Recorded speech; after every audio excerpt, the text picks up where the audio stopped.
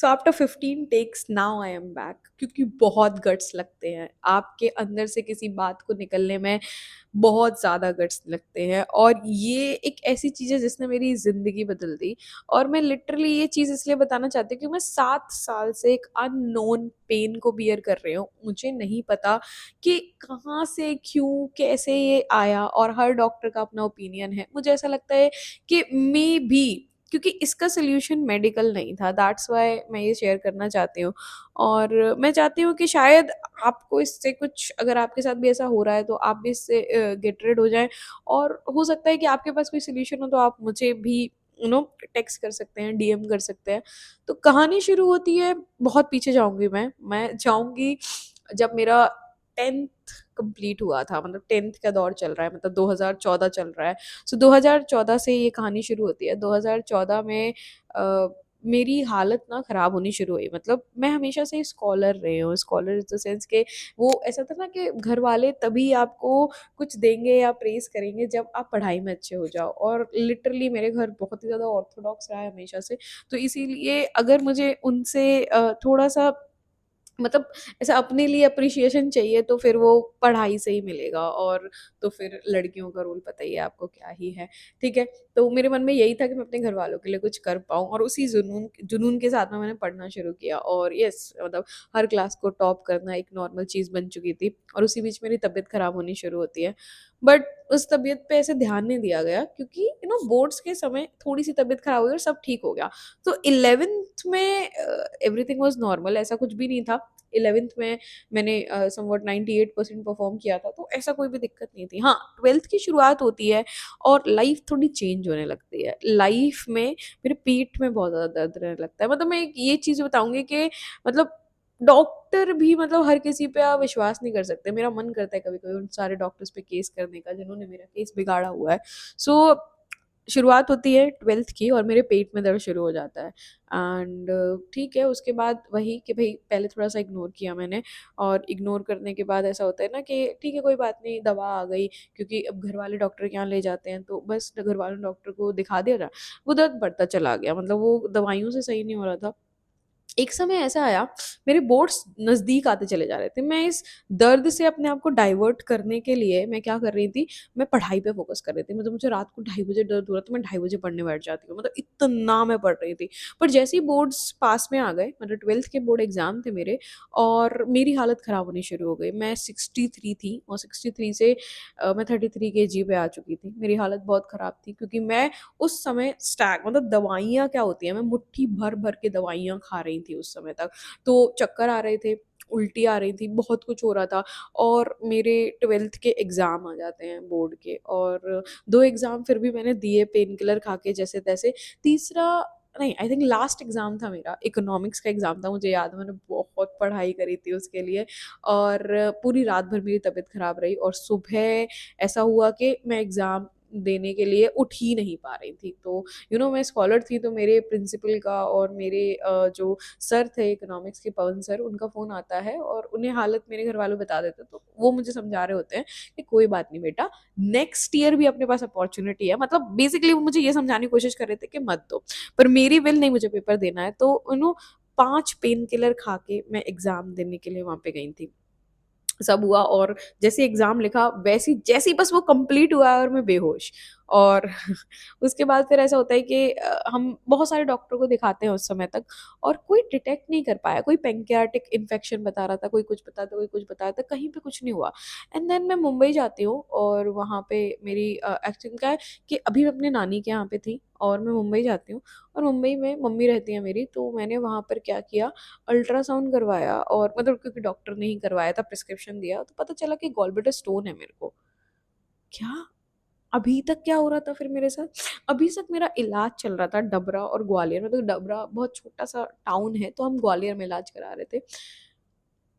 And तब तक किसी को यही नहीं पता था कि गॉलब्लैडर स्टोन है, और पेन किलर देते चले जा रहे थे। तुम्हें पता है पेन किलर कितनी ज़्यादा खराब करती है? मतलब एक 14-15 साल के बच्चे के लिए, जब से उसने पेन किलर खानी शुरू हुई, मेरी 12th खत्म हुई थी जब मैं 16 ठीक है, 16 एंड हाफ थी, मेरी 12th खत्म हो गई थी, उस तक पेन किलर मैंने खाई हुई है, और वो स्टोन 18 mm का था, लाइक 18 mm का स्टोन मेरे पेट में था। और उसके बाद एक 17 साल की बच्ची जिसकी उस समय तक सब कुछ गत हो चुकी थी, मतलब एक तरीके से रिपोर्ट से लेके, इंजेक्शन से लेके, दवाइयों से लेकर, मतलब मैं इतनी इतनी सारी दवाइयाँ खाती थी कि खाने से ज़्यादा मेरी दवाइयाँ हो रही थी, मतलब आप जान सकते हैं कि मेरा कितना वेट लूज हुआ था। तो मुझे पता चलता है गॉल ब्लैडर स्टोन मेरे को हुआ है। अब क्या है ना, गॉल ब्लैडर स्टोन को लेके कोई अवेयरनेस ही नहीं है घर पे किसी को, कि भाई पता ही नहीं, मतलब कोई इतना ज़्यादा वो नहीं है, कि सब हाइपर हो गए, क्योंकि डॉक्टर ने भी मुझसे कहा बैठ जाओ और बोला कि इसका ऑपरेशन करवा दो। अब ऑपरेशन में क्या है भाई, गॉल ब्लैडर निकल जाएगा। स्टीरियोटाइप्स लोगों की, मतलब लोग मुझे अलग-अलग बातें यहाँ पर कह रहे हैं, आ रहे हैं मेरे पास, और कह रहे हैं कि नहीं फिर आगे रिप्रोडक्शन में इसको दिक्कत आएगी, आगे ये दिक्कत आएगी, आगे वो दिक्कत है, मतलब सब अपने-अपने ओपिनियन दे रहे हैं। एंड माय नानी वाज़ लाइक कि हाँ, साइंस की तो हमें सुननी है, लेकिन नानी क्या है ना मेरी, मतलब बहुत ज़्यादा डेलिकेट है मेरे को लेकर। तो ऐसा ही है कि यार हम तो ये नहीं करा सकते।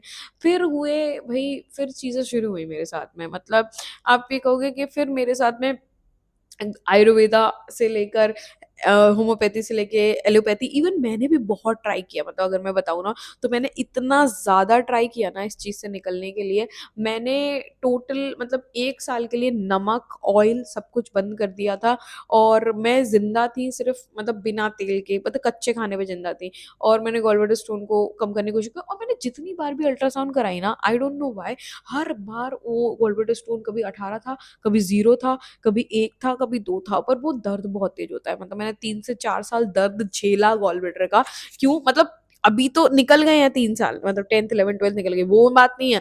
मैंने 12th के बाद से दर्द जो झेला 3 से 4 साल, उसके बाद ग्रेजुएशन के बाद में, मतलब क्योंकि अब ग्रेजुएशन तो पूरी ऐसे ही चली गई, क्योंकि मेरे को कुछ और भी हो गया। मतलब अब वो जो है अननोन पेन जिसकी मैं बात कर रही हूँ, मतलब गॉल ब्लैडर स्टोन तो डिटेक्ट हो गया, पर वो जो अननोन पेन जो 7 साल से अभी मेरे साथ में है, उसकी तो मैंने चर्चा शुरू भी नहीं करी अभी। अभी तो दिस इज़ लाइक कि अभी एक चीज़ से निकलूँ, 2 चीज़ें मेरे को हो गई हैं, और उसका तो इलाज मिल ही नहीं रहा। आज तक नहीं पता उसकी चीज़ तो मुझे, मतलब क्या है, उसको मैं आपको नेक्स्ट वीडियो में डिस्कस करूँगी उसके लिए।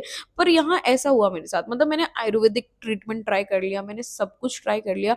जिसको भी गॉल ब्लैडर स्टोन हो, मैं लिटरली आपसे एक ही बात कहूँगी, और वो मतलब सच में है कि आप उसको, मतलब उसका इलाज करवाओ, उसको आयुर्वेदा के भरोसे देखो, आयुर्वेदा में होगा सही, मुझे नहीं पता, पर आई ट्राइड एवरीथिंग, क्योंकि मैं एक बहुत छोटे से टाउन से आती हूँ, तो उस छोटे से टाउन में हर चीज़ मैंने ट्राई की होगी। मतलब एक्चुअली क्या है, देखो मेरी मम्मी मुंबई रहती है, तो हाँ, मेरा ज़्यादा से ज़्यादा समय मुंबई में जाता था, लेकिन इस तबीयत के दौरान मैं डबरा शिफ्ट हो गई थी, मैं डबरा में आ चुकी थी।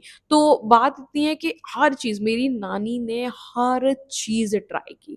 हर चीज़ का मतलब क्या है, एवरीथिंग, मतलब एक किसी बाबा से लेकर, किसी आयुर्वेदिक के बेस्ट से बेस्ट जड़ी-बूटी घिसने से लेकर, इवन महाराष्ट्र में एक दवाई थी उससे लेकर, बहुत चीज़ें जिसकी बहुत ज़रूरत, लेकिन कुछ भी नहीं हुआ। मतलब मेरा कहने का मतलब ये है कि अगर आपको गॉल ब्लैडर स्टोन हो गया है, उसका इलाज है ऑपरेशन, कि भाई उस gall I know gall bladder निकल जाता है, पर उसके बाद लाइफ सही है। मुझे 3 साल हो चुके हैं अभी गॉल ब्लैडर निकलवाए हुए, पर मैं परफेक्टली फाइन हूँ। हाँ, देखो यार, अब गॉल ब्लैडर निकला है तो कभी-कभी ब्लोटिंग हो जाती है, तो आपको प्रिकॉशन रखने पड़ेंगे, क्योंकि हाँ, तबीयत बहुत बिगड़ती है। मैं इसको अलग वीडियो में बताऊँगी कि भई उसके लिए आपको क्या प्रिकॉशन रखने हैं। लेकिन उसका इलाज यही है कि आप उसको ऑपरेट करवा लो जल्द से जल्द, जिससे आप हेल्दी रहो। नहीं में आप, वरना आप अगर आपकी मेंटल हेल्थ खराब रहेगी ना, क्योंकि ये देखो गाँव में होता है, ये चीज़ें बहुत ज़्यादा होती हैं कि अगर आपकी मेंटल हेल्थ खराब है, फिर आपकी किसी भी चीज़ में मन नहीं लगेगा, और आपका ऑपरेशन ही नहीं कराया जा रहा है। वो क्यों नहीं कराया जा रहा है? क्योंकि फिर सबको ये लग रहा है कि नहीं यार, इसकी ज़िंदगी खराब हो जाएगी, ये हो जाएगी। बहुत स्टीरियोटाइप आ जाते हैं आपके पास।